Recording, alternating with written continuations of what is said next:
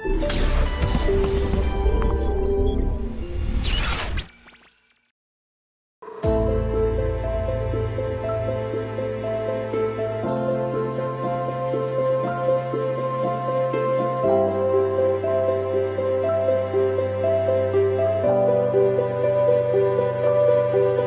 recent 25th edition of the Nigeria Economic Summit, which focused on the theme Nigeria in 2050 Shifting Gears, brought to the fore the need for the nation to reposition itself as a globally competitive economy.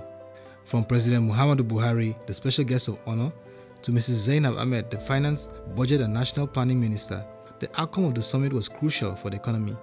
The panel sessions, industry breakfast meetings, and roundtable sessions through the duration of the summit was rich in content, engaging in discussion, and apt in terms of topics selected. Mr. Aswe Igodalo, chairman of the NESG board, and some of the executive members speak on the conference and how they plan to deepen the engagement levels, improve gender inclusion, and continue to drive impactful socioeconomic reforms in the country. We have deepened our research capacity at the NESG. We have deepened our data collection capacity at the NESG. So our focus is how we will help government with statistical evidence-based information. How will it help government understand where the economy is and how the economy should get to where it's going. It's a dialoguing process. We'll look at what's happening and we'll say we think maybe you should move left, move right, go forward faster, and we'll continue that dialogue. So that's where we're coming from. Now, in that process, we need to look back and make sure that nobody is too poor to come along. Nobody is too illiterate to come along. Nobody is too hungry to come along. So that's the general idea of having this inclusive process. So we must educate everybody. So we must have a provision in this country where everybody understands that every child must go to school. Every adult that wants to work must find a job. So that also then looks at the issue of investments that are job-creating investments, so that there's a job out there for every person that has the capacity to work and is trained to work. So if we're able to create that kind of scenario and that kind of platform, then we start dragging people along into this inclusive process. Our agriculture, how do we move from subsistence to mechanized? How do we grow agriculture such that it's employing all our people in the rural areas? And that agriculture also is moving radically into a manufacturing phase. So we're not just producers of primary products, we're in a way transforming those products into manufactured products, so that we're setting ourselves up for effective exports. So those are all the things we're talking about. Those are the things we're doing, and those are the things that will have an impact on this economy, a very strong impact. And an impacted economy that allows for consumptive capacity will always drag people along, and we will find the inclusive economy that we've all been talking about. One of the three sub-themes of the Next 25, this economic summit, is about inclusive development. And that's because we understand the fact that by most estimates, in 2050, Nigeria will be the third most populous country. We'll have 400 plus million persons, 410 million, 511 million. And so it's important for us to ensure that there is shared prosperity, there is growth, cutting across the various diverse sectors of the economy. And so inclusive development will focus on basic things like Medicare facility, education. The fact that we have 10 million, 13 million kids out of school is a source of concern. And so how do we then get those numbers to have beneficial education? Technology provides a tool to reduce the cost of education and to improve access to education. How do we ensure that access to electricity supply is more than what we currently have now, where it's mostly focused on the urban areas? Because if you then do that, you reduce the rural to urban migration if there is equal development or semblance of development in different nooks and crannies of the country. Where the NESG sees itself playing a role is really being an advisor and a partner to the government. We are trying to drive the dialogue around establishing such institutions and platforms for collaboration. So when you look at gender inclusion, it's an issue that affects us all. And a good outcome of this panel was that it was highlighted very clearly by those participants how it's holding us back. And that if quickly resolved, we can start to see the dividends quite quickly. So I think the NESG sees itself in a role where we can start to establish the framework for how the government realizes policies and regulations that incentivize gender inclusion and other forms of inclusion. And also, I think starting from the educational sector, it's a very good point that was made also by His Highness the Emir of Kano, that if you're able to educate a woman, you see the results for her family, for herself, her independence, the decisions she makes around childbearing, about health, about self-development. So I think the girl-child education really came out for me as a key priority and a focus area. These areas are already a priority for NESG, and it's really about now trying to collaborate with the government, collaborate with the private sector to ensure there's an enabling environment to see some improvements in that area. For industry players, the time for robust policies to be implemented in a broad scale for Nigeria is now. There is no way the country will develop without a strategic focus on education. I think that an emergency should be declared on education. Each state government should be encouraged to vote at least 30% of their budget to education. The essence is that what it does is that it opens up the brain so that we find out that, of course, we live in a global village, so everybody becomes a global citizen. Once you're educated, you can do so many things.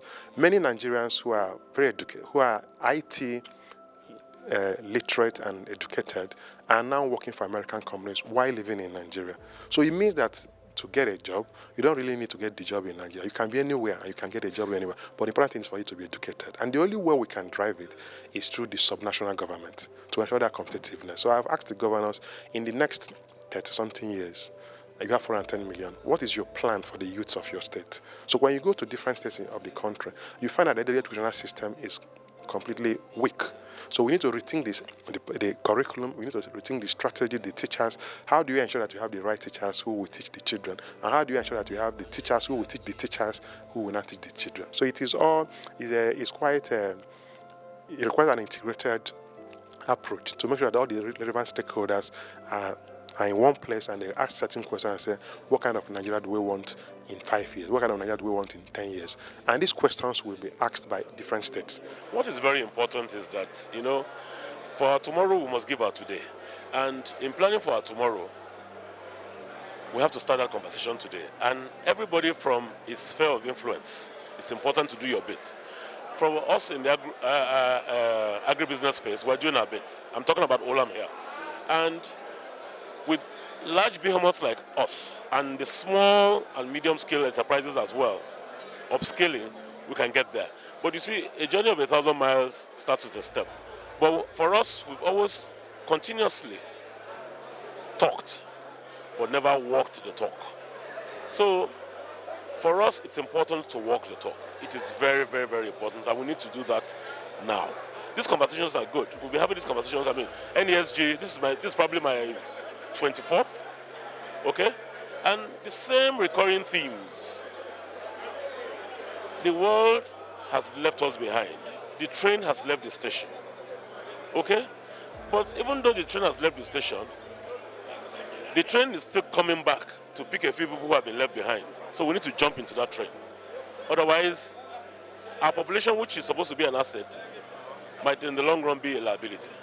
And we should stop looking at the challenges. We should now more concentrate on the opportunities that these challenges throw up.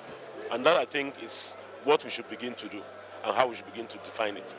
What the issue is really is the tone at the top. A decision by the people that are supposed to move Nigeria forward and a determination to say this is the way we are going. Okay? There's no rocket science to this. We need to, number one, ensure that everybody's interest in Nigeria is protected. Number two, have everybody's ideas and comments incorporated. And number three, create an opportunity and a level playing ground for everyone. Once everybody knows which way the government is going, then everybody will play their part in making sure that their people get on the right tone. The opportunity for the church is that we're very influential. Our people believe in us. When we tell them to go this way, they tend to accept to go that way because we give them good reasons. When we tell them to hold on a little, they tend to hold on a little. And when they question us, we give them their reasons. But when we are not so clear which way we really want to go and what government wants, and when the drumbeat is not very distinct, it's difficult to pass on a message to the people. And then it becomes an issue of self-survival and doing it the way you think and trying your best to just help your people the way you can. Okay? Nigeria's problems are not very difficult.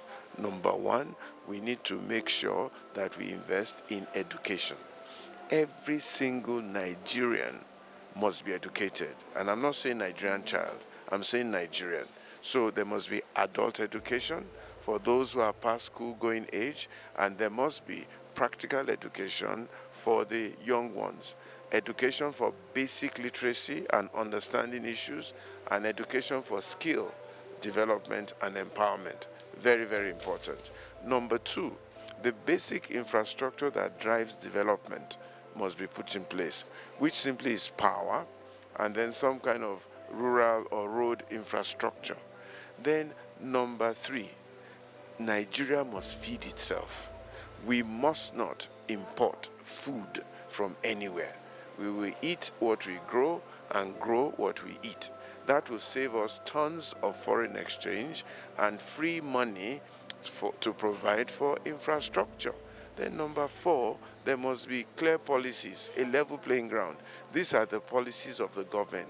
They're clear, they're distinct, they're consistent, and they make room for anybody with skill and character and ability to develop. If those things are in place, the private sector will do what it needs to do to catalyze development. But when the policies are not clear, where there's clear nepotism, where there's clear lack of support for creativity and merit, where things are just mumbo jumbo, where people who are not competent are put into place because they come from one part of Nigeria or the other, or because they're somebody's brother or cousin or the other, that cannot provide room for healthy competition and free growth. This is the challenge of Nigeria. There's too much personal interest. There's too many people in places of responsibility who are more interested in themselves rather than in the collective good of all. And therefore they do policies and create situations to benefit only themselves. It can't continue like that. Nigeria has great opportunity, vast resource, and a lot of people who can do a lot of things. We must just have our government provide the right atmosphere for us. The forward thinking, the vision for Nigeria from the top must be very clear.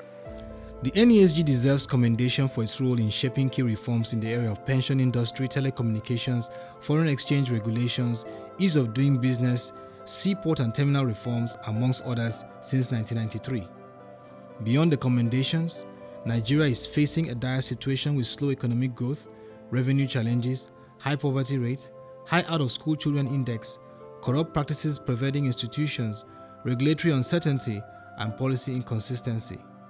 Now is the time for Nigeria to get its priorities right and drop ethno-religious sentiments so it can focus on the key areas like human capital development, the agro sector, manufacturing, ICT, and enabling infrastructure, mining, amongst others, to achieve full-scale industrialization by 2050.